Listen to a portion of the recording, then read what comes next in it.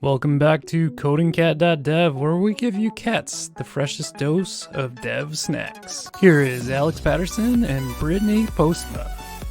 This episode brought to you by Storyblok. Build anything and publish everywhere. Brought to you by Jamstack Conf. Come join us in San Francisco on November 6th and 7th. Register at jamstack.org. I just have to say, after that opening where it plays Jamstack, and it's way too fast, but I think it still gets the message across. You're going to be there, right?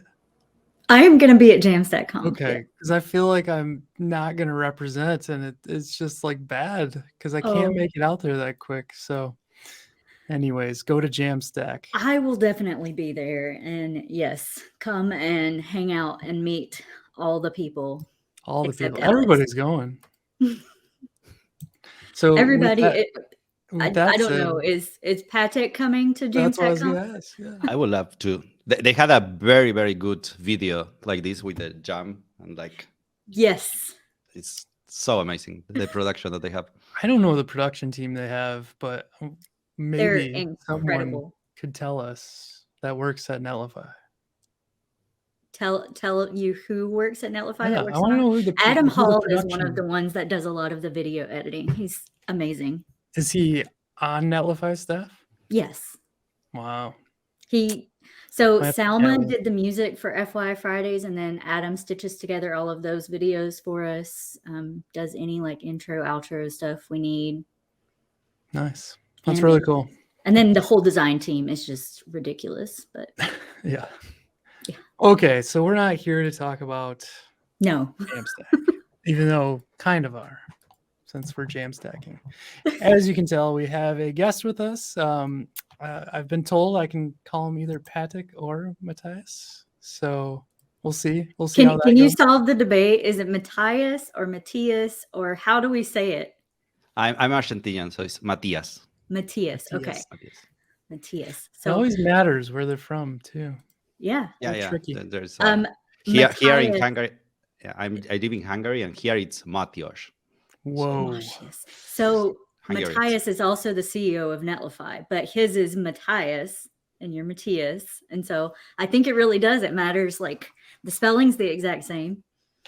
I know, it's scary. So you both happen to be at ViteConf. Do you want to tell us a little bit about what you did there? We started it. You're the guest. All right, Matias, what did you do at ViteConf? So where would I started a little bit before, so for people that don't know me, I'm part of the Vite core team, and I'm working since January at StackGrids, where they care a lot about Vite development, they are using for the playgrounds and everything. And so they hired me to work full time on Vite. And one of the things that we end up working on during the year was on ViteConf. That it appeared as an idea of the CEO of StackGrids, Eric, at the beginning. And there was already some support in the community before that. Some people were starting to say hey, what if we do a conference? Dominic G from the core team.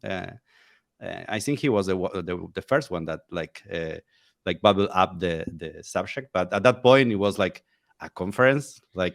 We don't have any infrastructure to do that or experience. So this was actually one of my questions: is how ViteConf. So it came from internally in StackBlitz, and because you work there as part of the Vite team, you wanted to make this thing. And Dominic is also one of the core maintainers of Svelte, and he writes Vite plugin Svelte, right? Exactly. Yeah. And in the Svelte Summit, he did this awesome talk about the inspector. I think it was the experimental inspector is really cool, magic. And like I said, there was kind of support in the community, but there was no way to do it ourselves. Mm-hmm. But Eric, when he proposed the idea, what do you think? Is this something that people will like? And we started talking with others, also with Evan Yu. We asked it, what do you think?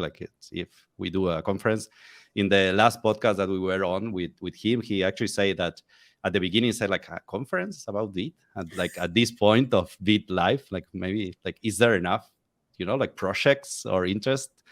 And see, I think we must live in totally different worlds, because to me, I'm like, Vite is everywhere. It's in every framework now. Like, yeah, you can't get away from Vite. This was actually like 10 months ago. So, like for the life of Vite, 10 months is a lot. So maybe that like also changed it a bit, the perspective. And so like with Evan green light, we say like, okay, let's do it. And at the beginning, it was going to be May, but like that was too close and we postponed it to, we already had like some like speakers and like started to talk with people, and everybody was very enthusiastic. Like everybody that we asked it, because it was strange, because we asked it directly the maintainers that work with us all the time. So this was like kind of like coming directly from the Vite team itself, like through me asking these maintainers, and they were all like, yeah, like let's do a talk and let's do it. So yeah, at the end we ended up saying, okay, let's do it in October 11, and we started working towards that. And that like my involvement in ViteConf was like in the organization side, and then as a representative also of the Vite team. Like I did a talk about the Vite ecosystem there, and was like in the Vite panel also. Yeah, maybe we should actually take like a little step back and explain to everyone what Vite is before we dive into all the things ViteConf. Yeah, that's a good idea. So yeah, for people that like never heard of Vite, I hope like most of your listeners had tried already. But you can imagine it as a replacement for like Webpack, Rollup, Parcel, like the bundlers that we have been using. Normally, like we don't directly code in HTML, CSS, and JavaScript. Like we use some like higher level tool like Vue or like JSX or TypeScript, and we cannot give that to the browser. So we need a tool, like a build tool, to grab all like our sources and convert that to something that the browser can understand. And at one point, let's say like maybe 2 years ago, there was kind of, if you were building a library, maybe you will use Rollup. But if not, it was like Webpack. Like that was like, you didn't have to even choose. Like you will use Webpack. Yeah. And Vite is part of like a new wave of tools that are using like new tech that we have, like for example, ES modules that we have available in European browsers. So during development, what makes Vite special is that we don't bundle anything. Like normally what you will have to do is to grab all that sources and process all the imports that you have, like all the modules, and produce like one file that the browser can consume. And with Vite, what we do is like, instead of doing that, we just start a server without doing any work. That is why it's fast. We don't do anything, and it's very easy to be fast when you just like start a server. And then we wait for the browser to request the HTML. And from there, like the HTML may have like a TypeScript, for example, a script tag directly. And that obviously the browser doesn't understand. But when the request for that particular import came to Vite, the Vite server, Vite will transpile on the fly using ESBuild, that is incredibly fast, and give that file back to the browser with the import already like handled, so the browser can keep requesting each module separately. And we use then the whole like module graph of the browser, like all that support. There is a lot of complexity that we don't have to do because the browser implement that. So that is why it is like so fast, because everything is on demand during development. And then we have like hot module replacement that work at the module level. So like you only replace like one module when you change it. So it is like, it stays fast no matter how big your application is. And that is during dev. And during build, it is like an opinionated rollup setup. Like you can think of it like, instead of you configuring your rollup to do all the optimizations that you want to do, like if Vite will take care of that for you. Yeah, that's crazy the way you said like it's fast because it doesn't do anything. And I feel like Vite does everything, but that kind of makes sense. So even like the first time you run your app in development mode, it doesn't do any bundling or anything? Yeah, well, if you go to the small letter there, there are some things. But we also work it to make that on demand. So originally, there is a problem with this setup that I told you. That is that if you have maybe like 1,000 modules, then the browser, even if it is like local, it is 1,000 requests, and the browser will actually take some time to get all the modules in. So what Evan devised there was, look, we have like two actually parts of your code. You have like the source code that you are going to change a lot. This is what you want, like hot model replacement, because like that is a part that you're authoring. And then you have all your dependencies that if you don't like update your package JSON, they should be immutable. Mm-hmm. So what, with this separation in mind, what we started like doing is saying like, all before the server starts, all your dependencies are going to be pre-bundled by ESBuild. And for example, if you have something like Lodash and you have like 200 modules, there is going to be like only one thing that the browser is going to receive for each dependency. Maybe some common chunks between the dependencies. But this allowed that even for a big project that has like it's very complex with a lot of dependencies, you end up like only having like a handful of modules, like depending on the number of dependencies, basically. Mm-hmm. So this was for like until I think like 2.7, the way it worked. So really the first time that it started, like a cache was generated. Then the second time it was already there. It was just checking a hash in the package JSON and then nothing, mm-hmm. and then it was fast. But we already like move it away from that, and the server now starts right away because that pre-bundle still happen, but we do it in parallel while the browser is requesting your source code. Oh. So it is still like that, like that dependency pre-bundle is not kind of on demand, but it's doing in parallel. And when the browser finish requesting your modules, like already at the same time, that first cache generation was already done, and then you don't even feel it now. Awesome. That's kind of where my confusion was coming from, because I thought there was like that caching before, but now it's moving away from that and just doing it at the same time, which is really smart. Yeah. Awesome. Did you have anything to add, Alex? No, I finally think I understand how it works. I somewhat did before, but that's a really good breakdown. I think what we'll do is we'll go to break and then kind of chat about more of ViteConf and like Vite itself and kind of break into it all. Yeah. Here we go. Good. Sounds good. We know that creating content can be a tedious balancing act. Developers want flexibility to make seamless digital experiences, while content teams need the tools to work independently. We make changes and are left to watch everything fall apart. We met our limits using plugin after plugin and waiting weeks for edits. All for this. We knew it was time to rebuild the blocks. Storyblok gives marketers creative control and use a visual editor to actually see what they're doing. And developers are no longer restrained to a set of technology. Storyblok has made it simple for each market with localization and personalization tools, and allows you to publish content on all channels and all devices. Truthfully, we all wanted the same thing: to deliver the right information to the right destination at the right time.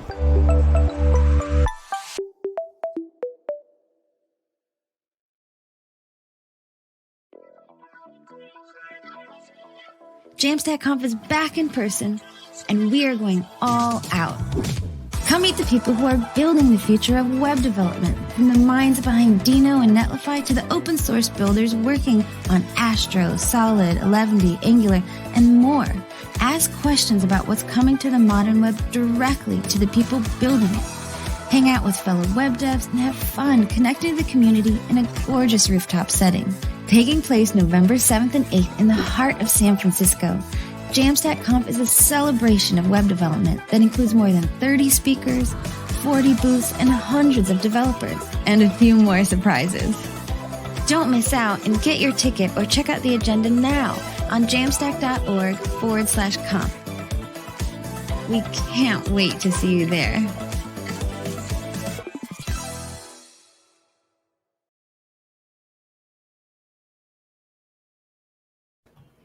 I should mention we always put up the Coding Cat 25, but we do have the secret Coding Cat 40 also. Yeah. So you can actually get 40% off. Get 40% off. Yeah. I'm just throwing that out there. I think there might be some Vite people wandering around at Jamstack Conf. Hope so, yeah. Astro was there, so there you go. We should count that also. Yeah. that was an amazing promo, actually. Like, I really want to go, and maybe make ViteConf should be also like also mix presential maybe next time. So maybe since we just had the Jamstack Conf thing and they're doing it in person this year for the first time in a couple years, so maybe we can ask you now, do you ever think there will be a ViteConf in person? I think it will be great. Like, I really want to meet. Like the conversation that I told you about, like Dominic G telling about the conference, was because he was going to a Felt Summit, and he was saying, like, I would like to meet everyone that we are working here in Vite. Yeah. And like, we have been working for already like years and without meeting each other. So it will be, I think it will be great. It is a little bit challenging in the sense of like, how do we do something that is inclusive for the whole world, like we try to do with ViteConf, if it is like in a location? Like, maybe, I think, like we discussed, Brittany, at one point, maybe there should be like several locations, and then you join the one that is closest to you, but feels already like a lot to organize. So I know, yeah, I mean, with the community, you might be able to, with our GDG community, we always do like Google has Google I/O, and then we do Google I/O extended. But as long as you like group those up, I think somebody would do it. Yeah, Svelte did that the first year. They did the watch parties with Svelte Summit, and then this year we had the in-person Svelte Summit. But I was amazed at how many people came from, like, there was somebody from Australia that flew to Stockholm. So, I mean, it's just like 24 hours of flights that they went through to get there. Wow. I think there was somebody from, where was it? It was like a 20-hour flight that came to Firebase Summit 2 days ago. I was like, wow, that's impressive. So people will travel. You would be surprised. And Vite's gonna be in everything soon. So yeah, I think it's worth it, because like after like meeting and like, you know, like sharing like even like a dinner or like these hollow conversations later on, when you chat in a GitHub issue, you understand a lot better the other person. So I hope we can do it.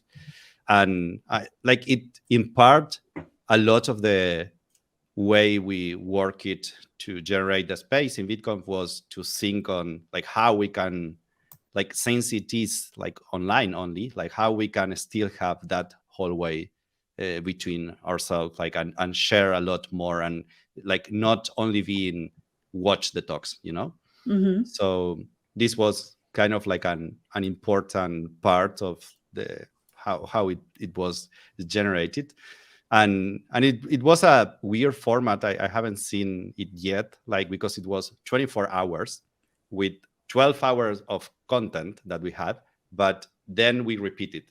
And the idea was that no matter where you start watching, like if, for example, like for Asia, I think ViteConf started and Evan Yu joined live for the keynote.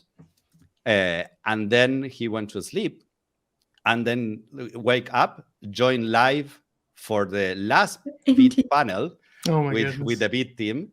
And then all the talks started. So he was able to watch and like see the rest of the thing. And the same for others in the team, because there is a lot of Vite team members that are from Asia. And this was the idea that even if it is like repeated the stream, in the chat, it was like completely different. It was live during that part. And there was a lot of speakers that weren't there during the first time, because like they were in Europe or they were in Asia, and they were there for the second part. Like even some MCs, like Surma, for example, was there when he presented like the contributing section. So like he was around, and it was funny. Like he said the name of soda and in a perfect Chinese, and like we asked it like, do you know Chinese? Like I know he practiced it, and soda was there too, and said like it was perfect. So amazing. I really love the way that you did the whole like 12 hours of content, but then replay it and just brought everybody in. And then you set up all those channels. So the schedule was actually in the ViteLand Discord. You could look through the forum post and see the schedule. And so each talk had its own like little thread that you could go and you could communicate with the speakers. You could talk about the talk. You could be in the regular general chat, just chatting with other people. And it was just such a great feeling of community. And so many different frameworks touch Vite that it was like just all of us in there together. And it felt like just this little community of amazing people. Yeah, totally. And sorry. Yeah. No, I was just gonna say I saw the ViteConf channel, or the, what do they call it, top level category, but I didn't realize there was that many breakdowns underneath it. That's really interesting. Yeah. The idea, like, and this was just like I think 1 month before the conference that the forum channels appear. So and I think they are perfect for that because you can lock it. So you pre-create all the posts for the talks, and you have these private spaces that Brittany was talking about. And we really need it because, as Brittany said, like there were like so many communities coming to the main chat. So like, I don't know, like Ryan Carniato will do the solid talk, and the whole like the whole solid team. Yeah, the whole solid community came from their Discord that they were watching it there before. Like they came for like that talk to talk to the other people, and there were a lot of them. And you saw the main chat, and it was like hearts and like appreciation posts, like, and it was like messages just went fly by. And then on these small like more quiet spaces, people can keep talking about the talks even after the talk is finished. There were some people that kept discussing because like this is, I think, where some of the stronger connections form it, like this idea of the hallway, that maybe you go like out, you know, after a talk, and you talk with the speaker and you say like, hey, it's really interesting what you did there, like would you want to collaborate on something? And you're watching and those are living on too. So I mean, even if somebody comes back to a talk a little bit later, you can see like what was there, what has already been asked about. If you have a question, you might be able to post in there and somebody might see it along the way. You have just something to look back kind of in time at the conference. I really enjoyed that. Yeah, I like hate threads in Discord because they're just gone or whatever. You can't find them, but I love forums, just especially for like something like this, but something long lived you want to like go back to and really check out. I love your use of the tags too. I thought that was really good. That's something that we're kind of playing around with at work. We need to do a better job of too. That's really cool. Yeah, you can see there in the framework panel, there were like 100 messages, like people really discuss it about it. And it's crazy. Yeah. And now it stayed, like, I think like, I don't know, like we could rename like this one, like ViteConf 2022 talks. Yep. And then it could remain as part of the ViteConf category. If we do it the next one, we just like add a new forum channel. I love that. That's really cool. I'm going to have to put that in the brain bank to remember. Brain brink. So let's talk about ViteConf itself. Like there was amazing speakers that showed up, like everyone that I think we'd love to have on the podcast. So, you know, come on the podcast. Hit us up. This cat showed up, I guess. I love that picture. I mean, there were just so many amazing people. Like, I can't even, some of the best in the industry, right? Like, you would die to go to this conference. So let's take a look at kind of the schedule. So I believe this is the first time. When did you put this live? So the recap. Or the replay, like something quite strange happened after the conference is that the 24-hour stream that we did YouTube decided that it was going to process it forever, and it will. I think it will stay that way. Uh, and we hear stories. Is there like a limit on live stream on YouTube? It looks like after 12 hours, you are kind of like in this like weird land where like anything can happen. Okay.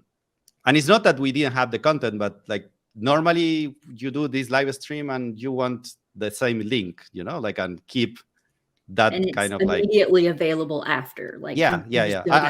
We were saying that, I think, like with Brittany during the conference, like that we did the intro and we say like to people like, relax, don't worry, you don't need to watch all the talks now because it's like 24 hours, but I like 12 hours of content. You need to go to the bathroom, eat, like, don't worry because the talks are going to be there. And then after the live stream was over, it disappeared. And then you didn't access them for like a week, right? Yeah. Everybody in all the possible channels were asking for the talks.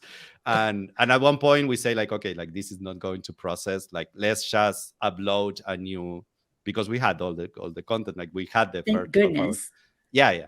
So we just uploaded, I think like 2 days ago it was, but I think it was for the best, because from now on the experience, like 12-hour stream is a lot easier to handle, like because you can go to some place without having like this like duplicated content.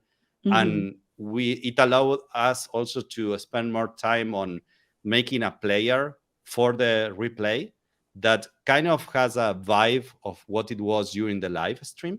Yeah, but it has even more features because now it is over. So like you can actually go like prep next, and you can jump to the talk that you want, that you couldn't do that during the live stream, obviously. And also like you can directly go there to the schedule, like search for the talk that you like and just click on the title and you will go. I love that you can like click these links and they come up. Boom, it's on there. Like it's just a really cool But site. you can click the title too, he said, and plays it automatically plays it to that timestamp, which is really Let's awesome. see if a couple of familiar faces show up here. They do at some point. Gotta get app right on this community partner list. We're on the Vue.js one. Come on. Hey, There they look are. at these two familiar faces. It is so meta. So meta. So Inception. What's happening right now? It looks like you guys use StreamYard, right? At least for this part. So we used the Svelte Society StreamYard because Patrick and I actually recorded this part beforehand. So we did a pre-recorded. I told him, I was like, going into something live, there's always issues. There's always hiccups. Like you want to have some pre-recorded parts. So I think it was nice to not worry about that first part and just be like, just play that. And we made it look like it was live. Yeah, we made a single cut, no edits. Yeah, so like there were mistakes, and people actually asked it like that. It was that live? Like where like you shouldn't gave that away. Yeah, it was live, of course. Yeah, we did it just straight. We're good, but we did do it in one take. It didn't take us more than one take. Nice. So that kind of dove into like the main people hosting was StackBlitz, right? Yeah. And then Eric and Evan kind of got together and chatted for a while. That was pretty cool. Say that 5 times fast. I can't say it once. So what were kind of some highlights for the two of you? Like what were your favorite talks that you heard? I don't know. Like, do you want to go first, Brittany? So I mean, obviously, like Rich here's, I'm just such a big Svelte person, but I thought Rich did a really good job of talking about how Vite has like brought the community together and like been like a driving force in the ecosystem and how it's really helped with Svelte. And he did a little demo of SvelteKit at the end that I thought was kind of cool. Dominic did a really good talk. Matt Kane. I don't know. I really like this thing that Brandon's putting together. I don't fully like understand it, but I think I do. Like he's trying to run Angular with Vite. Like he's doing it. Like he's working. Yeah, Like the problem is that like he's kind of against the tide at this point, Right. because Angular needs to implement like some changes, but I think they are coming at one point. I don't know if it's going to be like Vite the way the Angular team is going to go, but there were some RFCs already where they say like we should do something like Vite. Yep. Maybe even use it. But I know nothing about Angular. What does it use? Like, is it Webpack based? Yeah. Like, okay. So, I mean, React was mostly Webpack stuff, right, too? And now you can use React with Vite. So why would you not be able to use Angular and Vite? Angular actually announced like their kind of own version of this, and I was like, when we were at NGConf, I was asking Brandon, I'm like, so you gonna continue your thing or no? And he said it still made a lot of sense, like what he was working on. So I think they're probably going to take a look at like what he's doing and hopefully like incorporate it back through. So I don't know what we'll end up with, but they definitely admitted Angular has been around so long that it's been hard to like keep up with all the newest things that are coming out. After they wrote the like Ivy engine underneath that runs everything now, that was a huge step forward and took tons of engineering hours and stuff like that. So there's a lot more time now to focus on some of these other things that they're looking forward to and adding new features and stuff like that. So there's probably going to be some movement there, I would hope. Yeah. Angular is a framework to watch out for, because they are not sleeping; they are working a lot. Yeah, and it's going back to NGConf, I haven't written Angular in a while. Like it reminded me how close that Angular community really is, and I think it's special, like to be part of that. Hopefully, I didn't freeze. Sorry. I feel like in some ways, Vue was always that way. Like the community around Vue is what drove everything. I think that's what allowed Evan to put out Vite and have it become so popular so quick, because everyone loves what Evan's doing. So there was something that was competing with Vite for a minute. I don't remember what. Snowpack. And Snowpack went to Astro and started using Vite. Yep. So and they have like the ex Snowpack team that is now like the Astro team, has tons of experience in doing something like Vite, and they are like working with us. Like they have sent like tons of PRs. They are like in the talks about like what features we need to implement. And actually now Blue, that is a team member from Svelte and from Vite, is working for Astro, helping them, like doing as a bridge between Astro is paying that for, and it has been working great, because he's able to solve a lot of issues that were hard without that bridge. Yeah. Blue has a very interesting position now, because it is like Svelte, Astro, and Vite at the same time. It's really cool. That does sound like a really interesting job to be like working with all of those tools at the same time. Yeah, and about the favorite talks, like it's really hard, because really they did an amazing job. The speakers, there was a lot of speakers that were first time, and I dare you to find like who was, because they did an amazing job. But I really like it. Like I really say the intro, especially the intro of like Rich Harris, where he does this analogy of like Vite as infrastructure, and that was like so great. And then also Ryan Carniato, like he also like explained how like Vite is for them like the future of build tooling, and it was also an awesome talk. And Evan with the story of Vite, and then also there were some announcement, like some project choose ViteConf to do kind of their announcements, and that I think it was great, because it is like it makes that community a lot closer, let's say, to Vite.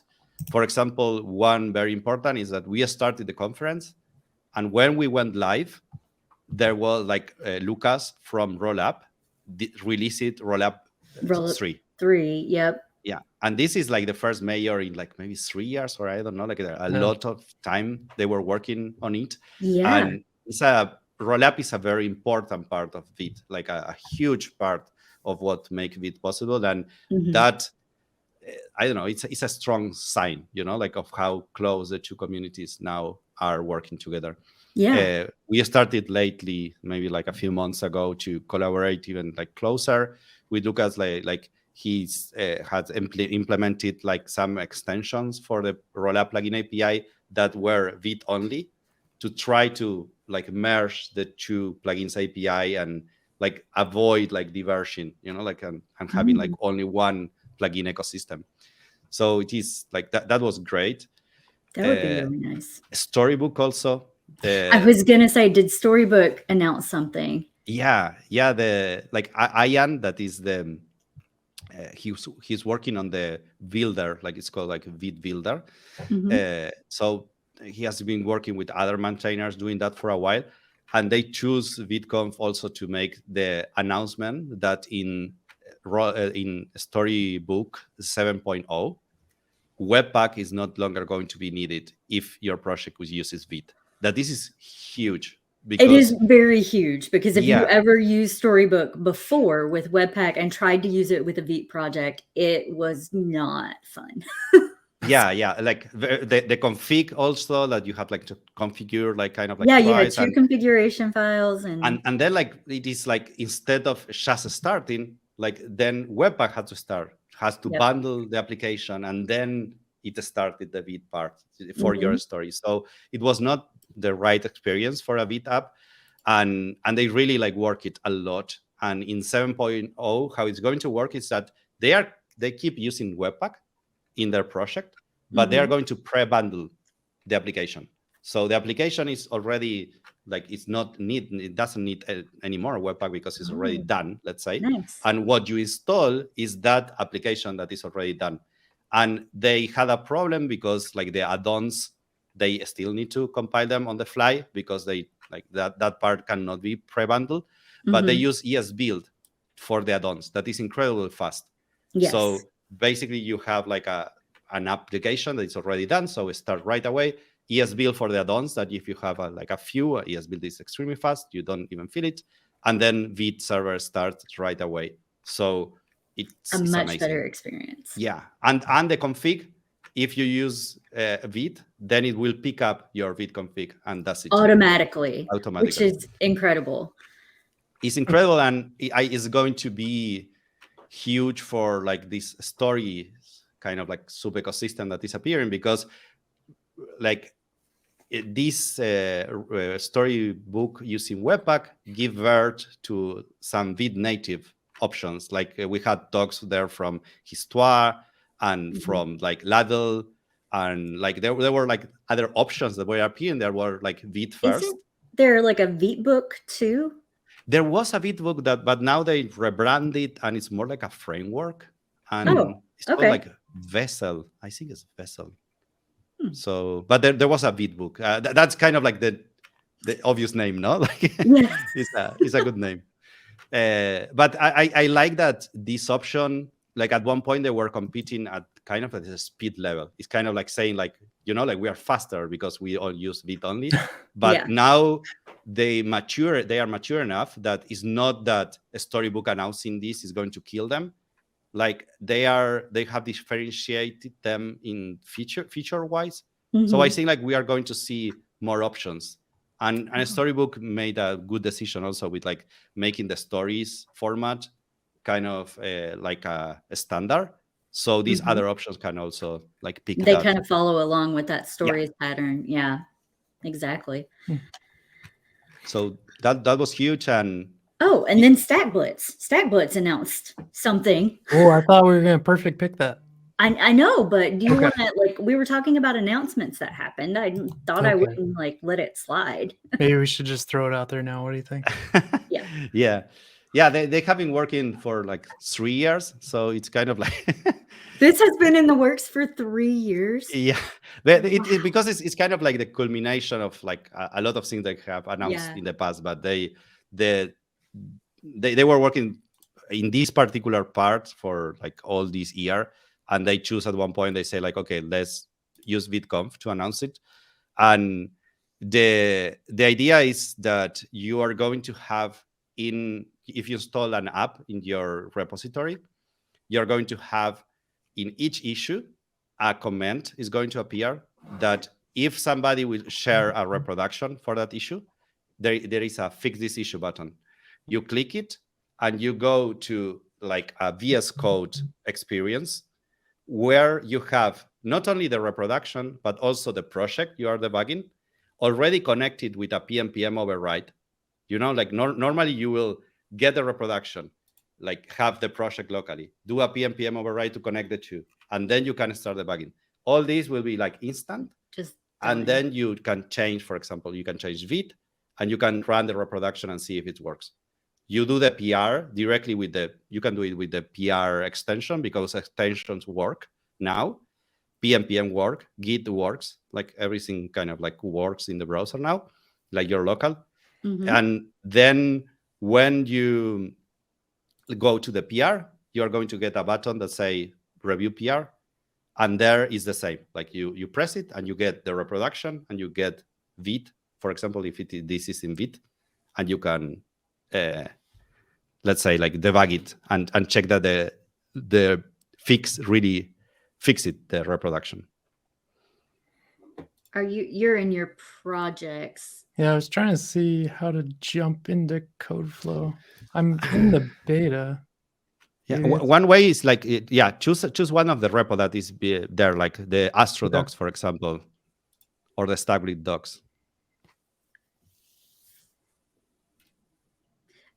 Is there a way to connect your own repositories to like the code flow? Once you're in the beta, you can connect, like we could do Coding Cat and set it up for code flow.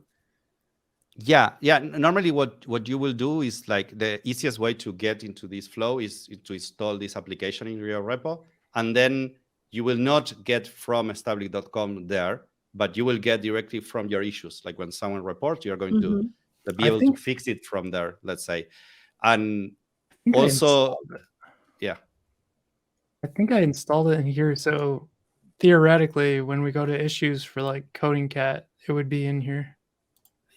Yeah, I don't know if it should be like a new issue. Like, I don't know if it goes, you don't have issues. How do you don't have issues? Because no one supports us. We just fix things on our own. We have like 450. Do you want some issues from Vite? Like we can share. If you ever do Hacktoberfest, it looks more like this. So these are the issues we work on. Okay. Yeah. That's more like it. I might have to pick somebody's brain though, because our issues now are supposed to be coming from the org level. When you do new issue, it's supposed to have the template, and I cannot get that thing to work. So at the org level, we have our .github file. Got the issue template in here. I was thinking that should work all the way through. I think it's per repo, as far as I know. I'll have to dig into that more, because there was like all these things that said you could do it at org level and then override past that. But that's interesting. Yeah, I'll have to check that out more. Anyways, sorry, I've diverged completely. Since we did a perfect pick, should we do the rest of our perfect picks? Yeah, sure. Was there anything before we do that? Was there anything we missed about talking about ViteConf, like that we wanted to highlight or say before we jump over? Did you guys actually say that you MC'd the thing, or did we just kind of browse past that? You showed our picture up there a couple of times. I think my camera is like all auto-focused out again. There we go. Yeah, but Brittany was there at the start and at the end, so that was amazing of her. And you were also there in the moderator, like seeing that. Luckily, we didn't have to do. That's what I was gonna say when we were talking about the chat. Everyone was so nice, and even coming we didn't have a bunch of framework wars. There were only like 1 or 2 things that really even needed to be moderated of 24 total hours of content, which is just crazy. Yeah. I mean, it was just an amazing thing to see all the people being so kind and supportive of each other. Yeah, and one thing that to say is that there were some pre-conference talks. So if you didn't saw them, it's a good opportunity. Like Lindsay did one about Elm, and then like Francois did one about Preview.js, and this was like released one day before the conference. And because we didn't have more space and there were so many projects that we still wanted to say like, yeah, be able to participate. And we had also like a lot of projects that we say, look, do a 5-minute like high level pitch during the stream. And then you can do a 20 minutes, 30-minute deep dive. And we release it as a post-conference talk. Yeah. So like Yeah. ViteConf isn't over yet because we have like all these post-conference. I think they are like 7 or 8, and already some people in the community, like I don't know, Maximo was saying like maybe I can do one about aisles, that because we didn't have one, and I have the feeling that ViteConf kind of will live between the next one, maybe if we do one like next year. So I think there will be content. It's kind of becoming like an interesting platform for projects that want to share their content to keep doing that. You know? Yeah, I love I think that. I missed that. So are those going to be listed on the ViteConf page? Yeah, like so for these post-conference talks, what we're going to do is that they are going to be in the YouTube channel as a playlist. They are going to be like branded and everything, because all the talks in the conference are also going to be released as individual talks because it's easier to share for some people also. Mhm. Yeah. And so like we are going to be releasing during the next weeks like all the talks of the mainstream. You can experience it as a like marathon of 12 hours, all connected with MCs and everything that has their own like let's say charm. Or you can watch and share like an individual talk. But then these other talks are going to be in YouTube, sharing in Twitter, in the schedule. If you go to the /schedule, you're going to see that at the end it's say like post-conference talk, and there we are going to be like linking this post-conference talk also. And then we have to see, because if there is like other yes, there you're going to see that there is already like the pre-conference and the links are already working for them. Okay. But the post-conference, they are not, because they are not released yet. But these are the deep dives. Tori, for example, they did a very nice 5 minutes, and like the 29 minute talks is really, really good. Can I put a request in for this site? When you click on a section, can it scroll back down to that somehow? I guess it goes up to the top. It goes up to the top because it plays the video. Yeah, I now keep it feeling plays like the video. when I go to share this, it just goes to the video, which I guess that's fine. I keep thinking like it could scroll this bottom section up to where we're at. Mm-hmm. I just don't listen to me. It's fine. Like only show the next talks, the ones that you're not seeing, or like. Well, it's hard to like go from like, let's say I share out this, right? So education, I share that to you, and you just enter in, and then you're like, okay, where was that in the talk? It's like, oh, you can't. But you can share the schedule. So if you copy the URL instead of sharing like the if you go to the copy URL that you did before, that is a URL in the schedule, I think. So that will go to the schedule. There you go. See, this is why I need you.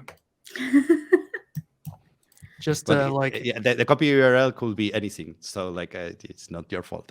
Maybe we should do a I like copy that. there. That's really cool. So don't copy what's up here. Copy this. And then if you click their name, it goes to their speaker profile too. Like it's interesting that you want to share like a talk in the schedule and not the video of the talk. Did that one break? Uh-oh. Okay. Because it is an MC. Okay, like so it's open source. If someone want to fix it, like that's a very good fair issue. Now we are in Hacktoberfest. You get 1/4 of a t-shirt. Those 500 errors have been killing me the last couple of days. I'm done with the 500 errors. I think I'm gonna put a request issue in just to add us to these sponsors and see if it slips through. After the fact, as well, series is there, and down at the bottom left. And actually, like this was interesting because all these partners, these community partners, were helping us with the promotion of the conference. And like, I don't know, a Storyblok that I saw that was also sponsoring here. Like we we did like a how it's called, like a pre podcast, let's say.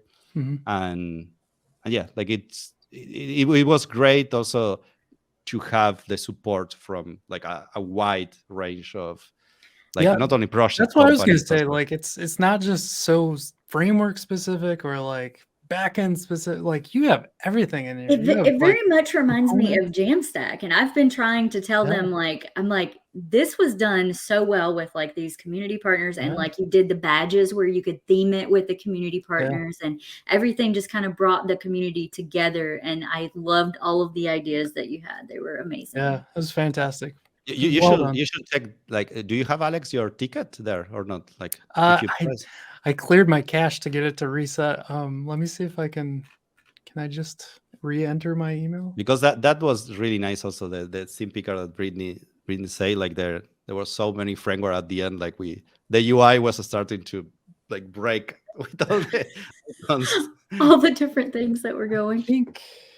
I think you need to like log in with, so if you press customize your ticket, there we go. There. And now you can pick a partner down below. You know what? I don't even think I did this part. That's pretty cool. Here, I'll get fired at work for picking Firebase. Yeah. And if you share it, then like you will share That's like really this, neat. This like social image in Twitter and invite others with your ticket. I like how it changes color too. Yeah. We did something similar to this, but I like that you can add to this. That's cool. At the beginning, I think we started with like 8 options or something like that. Oh, I don't know if it'll update because I sent this one out. So Twitter. You can trick the cache, like at the end add a query that say like awesome or like hey what. Yep, I do that in Discord all the time to bust the cache. I like do question. You need like actually there it is. Yeah. The wrap. Nice. I'm attending ViteConf today. We need to change that message. We're finding bugs. This is great. Live debugging. Okay, we gotta jump to perfect picks. We've run out of time. I'm sorry. So I think we kind of stole your code flow one. Matias, do you have another one? I think I was going to mention.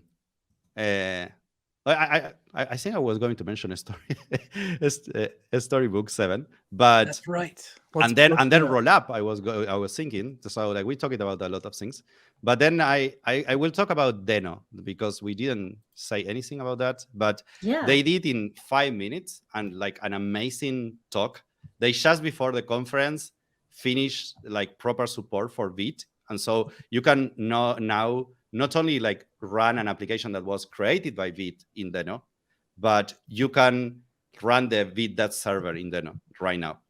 And it is an amazing 5-minute talk because they go from starting the project to deploying in their platform. And it's like beautiful. Like I really recommend that talk. And Vite. I put it as your pick. Perfect. Your perfect pick. Let me see, Britt. I think you had SvelteKit one. My tabs are I was trying to get you an actual site to visit because that is just the repo that I got working, but I wanted you to see the actual website. I want to see the site. Do what? I want to see the site. Show it to me. Okay, here. Private chat. I thought I deployed it with the correct name, but I got one of the fun Netlify names, Status Q Pika. Oh, status, yeah. I don't know. So what is happening? Okay, there we go. Look at that. That's creepy. That's not where I am, thankfully. So this is the Edge network on Netlify. I finally got it working in SvelteKit, and it was working all along. So in SvelteKit, it provides the event.platform based on the adapter that you're using.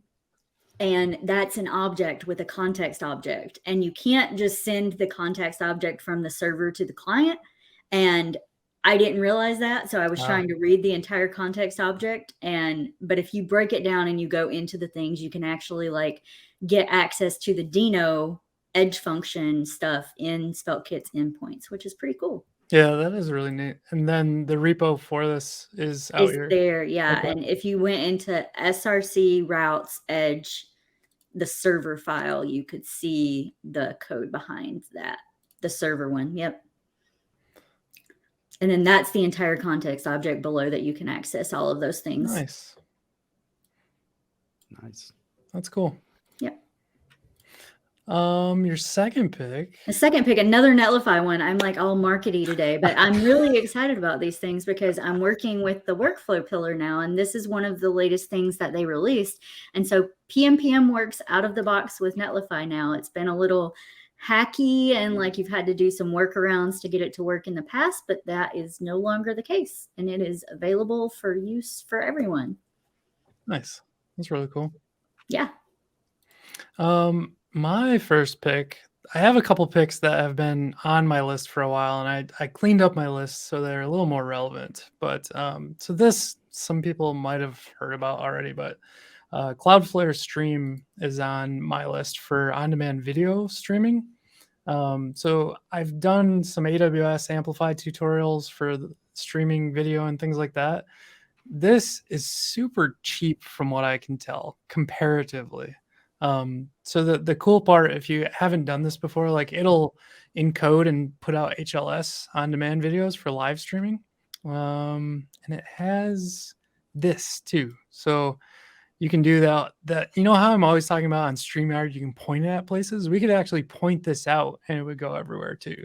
So really cool. Dive into it further. I'm not giving it the justice it really needs for live streaming, but it's really cool. Cloudflare Stream. Cool. My second one is an older one too, so June-ish. But I've always been looking at developer experience and DevRel stuff all over the place because I feel like I'm always failing at my job, as I think every DevRel really feels like they're doing because we do too many things. But this was a great breakdown that Lee did. Lee's over at Vercel, obviously, so developer experience at Vercel. He has a ton of stuff in here about like DX and just how to make it work. So there's a great amount of info in here. It's not that long. I would read through it, but it's got some cool like link outs to different people too. So Oh, cool. check Nice. that one out. I think that's all of them. Yeah. We already called out our code flow one too. So very awesome. Matias, thanks so much for jumping on. I know it was very short notice on this one, so Yeah. really appreciate it. I'm glad that we were able to sneak it in.